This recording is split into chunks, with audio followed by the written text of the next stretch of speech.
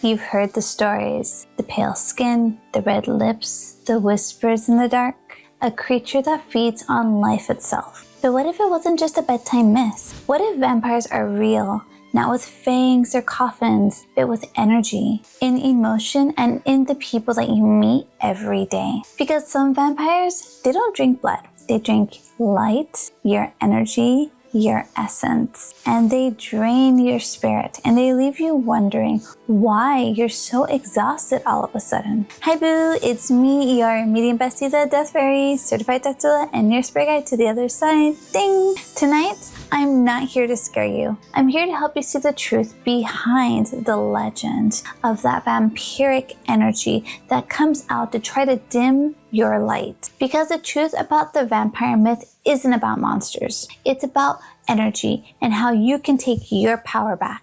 Vampires didn't start with Hollywood. They didn't start with Dracula or a gothic novel or the Twilight series. These stories have been haunting humans for years. Across the world, every culture, from Eastern Europe to Africa, from the Caribbean to Mesoamerica, have told stories about something that feeds off the living. No matter how different the names or the faces were, the message is always the same. Our energy is sacred and something is hungry for it. In Slavic folklore, there's a Yor, a restless soul who refused to stay buried and would rise at night to feed on life force. In the Caribbean, the Sukuyo sheds her skin, turns into a ball of fire, and slips through the cracks to feed on people as they sleep. In Mesoamerica, the Cihuatatayo are spirits of women who died during childbirth. They were honored as divine, yet they were feared for their ability to drain your life force.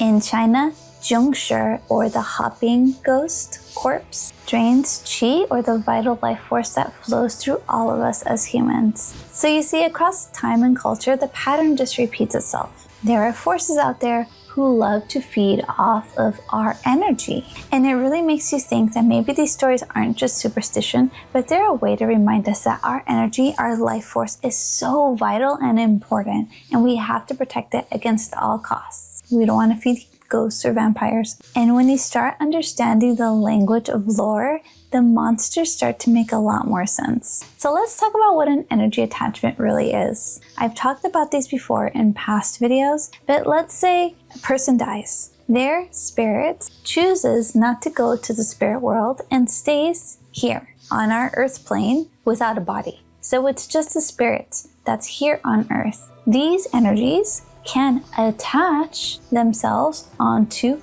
a person because they want to feel human again. There's a reason why they didn't cross over to the spirit world. Something about humanity still draws them here. Now, it's not saying like they can never cross over. They just choose not to right now. Whether they're scared or whether, a big thing is like, let's say they're scared about going to hell, they won't want to cross over. Maybe they are scared about leaving loved ones behind, like a mother doesn't want to leave her children, they won't want to cross over. Maybe they were murdered or something horrible like that happens, and they kind of want to stay behind and see what happens to the person that did this to them. There's a bajillion reasons why a spirit chooses not to cross over. That's their prerogative. But what they can do is attach themselves to us and just naturally drain us. And we don't realize that we have them. So we'll be carrying these attachments and they'll just be sucking us dry. Now, energy attachments don't just have to be from ghosts, but that's a common way to see them. They can also be other people's energy that just attach to us. And that's a more common way to see them normally. One thing is getting a spirit attachment and it just drains our energy. Another is somebody's heavy lingering energy just kind of gets stuck on our energy and it's kind of hard to wipe it off. And naturally, day by day, the more energy we get stuck on us, the more draining we feel. So to reiterate, spirit doesn't cross over, can attach to people. Heavy energy easily can get stuck to our energy. And this can be friends, family, big one, past relationships, all of the above.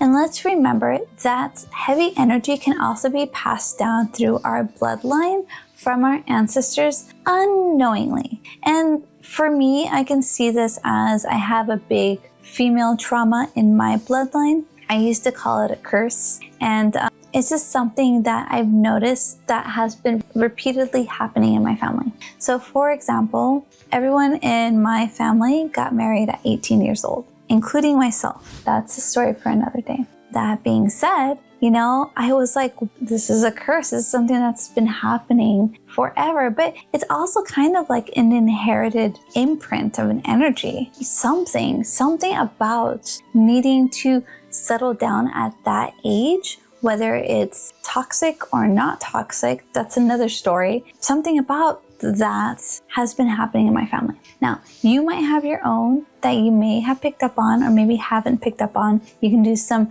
past life regressions to kind of tap into that. There's so many ways, but that's just another form. Lots of ways to pick up unwanted energy or energy attachments. Now, energy can linger. It just can get stuck and feel gross. And you won't realize it until it's really, really heavy, for the most part. Because we don't go around thinking like, oh, how's my energy feeling? We're so busy with our physical life that it'll be a while before you can pick up on the heaviness, unless you're super sensitive. So telltale signs will be if you're around somebody and suddenly when they leave, you feel drained. Like let's say you're feeling great and then you're around this person that is just heavy. Maybe something about them just doesn't feel good to you. You always try to avoid them. When they are around, you just feel depressed, tired, exhausted, all of the above. You feel like, oh God, I don't want to see them. Please don't come over here. Don't look for me. When you feel like that around someone, that's a telltale sign that they're probably leaving energy around you that you don't want, or AKA might be seen as an energy vampire. Now these people, they don't do it on purpose for the most part. They have heavy energy and you are sensitive enough to pick up on that and it just gets stuck on you. So you gotta wash it off. I have had both. I've had the ghost attachments on me. I've had many energy attachments, just people who are draining around me. And I've had the ancestrals. That's 3. All 3 I have had. And it's very common for all of us as humans to get all of the above as well. It's not scary. It's just like energy hygiene. That's why energy work, I feel, is so important. When you start to cleanse and get rid of all the gunk that you don't need during the day, it helps. Just like we wash our physical bodies, we can wash our energetic bodies. And if you want to get rid of any unwanted energy, I have a free workshop on my free school community, Spirit Connection Made Easy. All you have to do is click on the link below, sign in, and watch it for free. I got you, boo.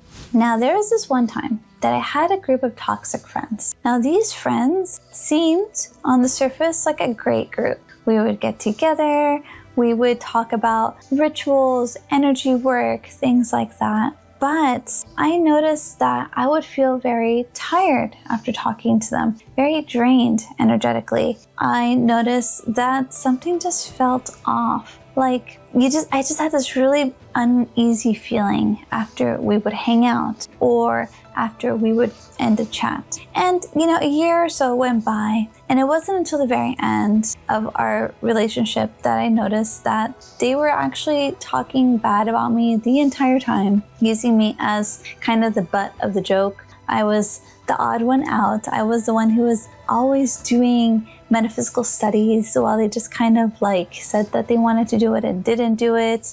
They would be annoyed with me because I would develop and I would get stronger and better with my energy work while they didn't, and they blamed me and called me names and all of the above. It's really easy to poke fun at me because of my voice.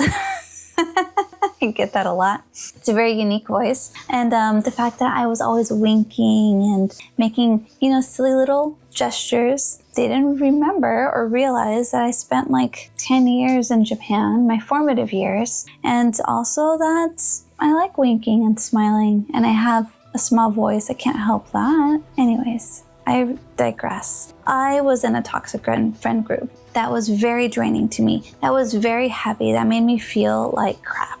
And once I separated from the toxic friend group, I felt so much better. So these energy vampires can come as friends. And when they do, just be aware of how you're feeling around them. You shouldn't feel scared like you're walking on eggshells around friends. You shouldn't feel like uneasy around friends. You shouldn't feel like you can't say your true feelings or you can't speak up for yourself around friends, right? Easy to say now, but when you're in it, it's a lot harder. You don't realize what's happening. So I hope my story can help you. Energy vampirism is not always intentional. I don't think that they were doing it on purpose. They were just not nice people down to their core. And I just happened to get mixed up in it. So while it's not purposely menacing, it is very draining and you don't need that. So acknowledge it, realize that you're in a sticky situation, get yourself out of it. When we're talking about vampires, we're really talking about energy dynamics. Vampirism of any kind can always leave you feeling guilty or emotionally dependent on somebody. It's the friend who takes and never gives back. It's the coworker who drains the room the moment they walk in. It's that relationship where you keep pouring from your cup, but that person, the other person, never refills their cup or yours. And sometimes it's not even a person or a pattern. It can also be, and this is a really big aha moment, a pattern or a situation that you do not separate from, that you know is not good for you, but you stay in it because it's comfortable. At the moment, it's comfortable. And it's also that part of you that you feel like is good, right? Some of us have been trained or traumatized into a way of being. Let's say something like trad wife, where you're like, oh, I have to be a certain way. I'm not saying all trad wives are. I'm just saying stereotypically speaking, where a woman is seen as helpful if they are cooking, cleaning, taking care of the kids all the time, right? Regardless of how they are feeling in the moment. This is just an example. No hate comments. I like cooking. That being said, when somebody is put in a role and they are doing that role to please others other than themselves, that's what I mean. When somebody feeds on you, whether they realize or not, that is vampiric energy. And it's not always out there. Sometimes we can even become our own vampire. And, you know, those people that love watching scary things like true crime because they want to get scared. And now it makes me think, because I like scary movies too, but I am so scared of true crime, so I stay away from that. And I don't want to single out anybody. I don't want to say like this is better than this, but if something truly scares you, yet you keep consuming it, or maybe you're like a drama queen and you love, or you're addicted to drama or to stress, if you are your own little stress magnet, you know, you just keep yourself in the stress ball and you keep stressing yourself out and stressing yourself out and stressing yourself out and you can't stop. These are what I mean by being vampiric, right? If we're doing something with a lot of fun intentions, you do it, woo, that's fun, great, okay, you're out. But if you keep doing it and doing it and doing it to where it becomes kind of an addictive, thing, then that's more of a vampiric energy. And let's not single out self-doubt. Self-doubt or being awful to yourself is also a very vampiric thing to do. And I know this one really well. Of course, I had a really abusive childhood, so I had zero self-worth. I felt like crap all the time. I thought I was the worst, ugliest, worst thing ever. I don't even know, I can't think of any adjectives right now, but I saw myself as a zero, a total nobody. And now looking back at it, I can't believe I treated myself so badly. So my heart goes out to you. I feel like we do these things all the time without trying to be like this to ourselves. We even drain ourselves trying to fix everything for everyone else. And this is something I can totally understand. A people pleaser, right? Where you want to go above and beyond for somebody and they don't reciprocate back, but you still keep giving and trying. And like, maybe you can fix them. All of these things, don't they feel vampiric to you as we speak about it? I laugh because it's a lot. And I laugh because I relate to a lot of this, and it makes me wonder, I'm like, is this why I love vampire stories so much? Is it because I have been living my own vampiric nightmare this entire time? But the great thing is, when you realize you're in one, you can get out of it so much easier. So, with the vampire myth, it's not about fear, it's about boundaries. Not about being afraid, it's about being aware. And once you understand how energy works, you don't have to panic anymore. All you need are tools, boundaries, and self-awareness. And I know that when you're kind of in this situation, boundaries can feel kind of cold. Like, but I don't want to shut people out, right? Maybe you feel like I like being open or whatever. Yeah, there's a time and place for being open, but you have to love yourself enough to protect yourself, because if you don't protect yourself, nobody else really will. I mean, yes, your spirit guides will too, but you have to ask for help as well. It's not like they're just going to automatically become bouncers. You need to call them in. So you be your own knight in shining armor first. Boundaries protect what's alive within you, your own life force. So some ways that boundaries can come up can be by you saying no. Let's say your friends want to go out and you're not really feeling like it. And yeah, you're that person. You're the go with the flow person. So you always say, sure. Or maybe they're like, what should we get for lunch? And you're like, I don't know, whatever you want. What if you just sometimes said what you really felt? I want Indian. Let's go get Mexican. Or, yeah, I really do want to go out with you, but maybe not today. I'm not feeling great. It's okay to say no. It's okay to have an opinion. Those are great boundaries to start off with. And feel free to take up space. And this is one I feel really resonates with me. Like sometimes I try to make my space so small. Like let's say I'm sitting somewhere and I'm like, oh, someone might want to sit here. Like you're on a train, public transportation. And I just make my space like really tiny so that other people can sit too. But you don't have to do that all the time. And while, every so often it's really great. That's good. It's a good gesture. But remember like to feel comfortable too. If you're always like this, your energy is always going to be like this. And a really beautiful way to practice opening up a little more is when you're sitting quietly in your own meditative space, see if you can extend your energy a little wider. So all you have to do is kind of sit quietly, maybe focus on your breathing, and then focus on what your energy might feel like. Whatever comes up is fine. Colors, sensations, feelings, physical feelings, pictures, whatever. And when that comes up, see if you can expand it a little more. And the more you practice expanding your energy, the easier it would be for you to take up some space physically where you are. Put yourself first. You deserve the space as well. You can also cleanse your energy. And I mentioned below, I have a free workshop on how you can do that to cleanse your energy. And you can also end a relationship. And that is a really hard one to do. I had to break up with my friend group. People break up with people they love all the time. But something great, something you can do for yourself is ask yourself, is this friend group, is this relationship bringing me life? Does this feed me? Does this fuel me? And it's not about feeling like you need to be with that person because you don't want to be alone, which is that's big shadow work there, right? You don't want to be alone. So you kind of just not compromise, but you just kind of stay in that relationship because you feel like, well, it's better than nothing.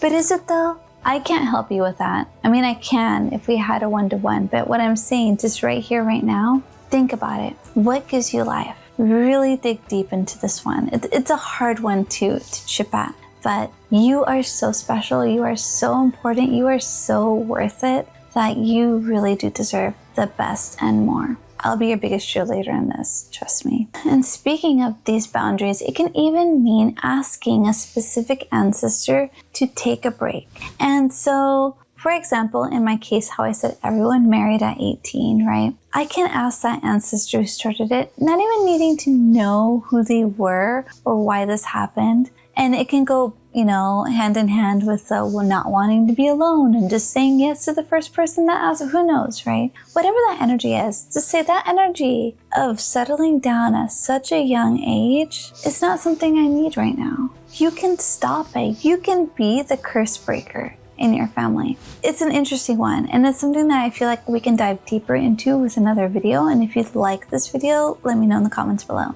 A really nice and simple way to just cleanse your energy would be to take a salt bath. And this can be something like get a bunch of Epsom salts, put them in the water, and soak at them. And for you lovelies who don't have a bathtub, I feel you. I was one of those people too. Put it in the sink, right? Or get a bucket and put salt water in the bucket and just soak your feet. It's the same thing. All you want to do is align with that cleansing energy and just let it take over you. And feet and hands are one of the most sensitive parts of our bodies. So it can be just like you're taking a bath. When you are releasing these energies, you can lovingly and compassionately say, thank you, you're not mine, I let you go. One of my favorite energy release techniques is breathing out anything that's not mine. Just, and honestly, I don't even need to know what's on me. I don't care what's on me. I just take time out of my day, just let go of anything that's not mine. Now I'll just tell myself I'm releasing what's not mine by blowing out release. And then I'll call forth my energy that I might have left behind in other places. Let's say I left my energy with a friend. She doesn't want my energy. I call it back to me. So I release what's not mine and I call back what is mine with my breath. Breath out, release, breath in, call in. You know what I mean? Just keep doing cycles of that. It really, really helps. Beautiful energy cleanse. When you call it, when you name it, when you are saying, okay, I see you, little vampire energy, I don't need you anymore, it loses power instantly. Something can only control you if you give it control or permission. And when you release that permission by calling it out, it goes away. So take your power back. Call forth your power. Let go of anything you don't need. And I really feel like this is where that vampire lore happened. You know how in vampire movies, the vampires can only come in if you invite them in? We invite energy in all the time without thinking about it. So remember I spoke about energy attachments from ghosts? They attach to your energy when you don't give a damn anymore. When you have given up, like, I don't feel good, I don't care, I feel like crap, I'm gonna go do drugs, I'm gonna go get drunk. That energy, that's when they get on you. They're not gonna get on you if you're feeling good. Likewise, an energy vampire at work or anywhere around you easily connects to you or gets stuck on you when you also can resonate with that energy. So the easiest way to block against any energy attachments is to feel good. Easier said than done, I know, but it happens. So don't let the vampire in. Tell it no, go away. Spiritual boundaries aren't walls, they're filters. They let love in and they keep the bad stuff out. So you can still have a lot of love come in. You just filter what you don't want to stay away. Bye. Try this grounding ritual to reclaim your energy. First, relax. However that feels good for you. Close your eyes, don't close your eyes, whatever. Take a deep breath in and then start to bring awareness to your body. Remember, that is grounding, to bring your awareness to this current time. You can tell yourself what you're doing. You're sitting, you're standing, you're hopefully not driving. Just say, I am, sitting down, breathing, something like that. Bring awareness to your current time and then say to yourself, I am in body, I am in time, my energy belongs to me. This is my body, I'm in current time, this is my energy. Whatever kind of way you want to phrase that is fine, but just tell yourself that. Then imagine what your energy force looks like. Give it a color, give it a texture, sensation, and really imagine it, feel it, sense it. You can even see the light expanding from your heart space out to encompass all of you. And it really helps. The more descriptive you can be, the better. Give it a color, give it a texture, give it a scent, give it a sound, all of the above. And have it all around you. And try that thing we said earlier. See if you can expand it a little bit more than what you've sensed it as. Let it fill your energy space and let it just push out anything that's not needed or wanted. Anything that doesn't have your best intentions at heart, just push it out like boop, boop. Let it be your little bouncer. No fear, no fighting. You're just using your energy, strong, hug you, support you, and filter out anything that you don't want to bring in. And then while you're doing this, you can practice that technique we talked about earlier. Let go of anything that's not yours with your breath out and call back anything that is yours with your breath in. And that's it. You can try doing this once a week, once a month, whenever you remember. The more you do it, the easier it'll get, and the cleaner your energy will be, the better you will feel. Every vampire story is like a mirror. The monster that's on the outside usually reflects what's on the inside. And sometimes we can become the thing that we fear. We feed on attention, validation, or control because we start to feel powerless or not confident in our own power. It doesn't make us bad. It makes us human. And shadow work is all about compassion, not punishment. So if you notice something that's a shadow, acknowledge it. Say, hi, I see you. What do you want to tell me? What do you need to share with me? So when we meet that vampire shadow, we can approach it with compassion. Say, how can I help you? So when we meet that vampire shadow, the part that feels starved for love or some attention or maybe even safety, we can feed it light instead of darkness. The moment you face a shadow, you stop running away from it and it stops being scary. And that's when your true power begins. So remember, the truth about this vampiric myth isn't about fear, it's about tapping into your own inner light. And while energy vampires do exist, they cannot take what you don't give. You get to decide where your energy goes, and you get to choose what grows in your life. And the more you nurture your life, the more you nurture yourself, the more you nurture your energy, the less power anything else will have over you. Healing isn't about fighting darkness. It's not about good versus bad.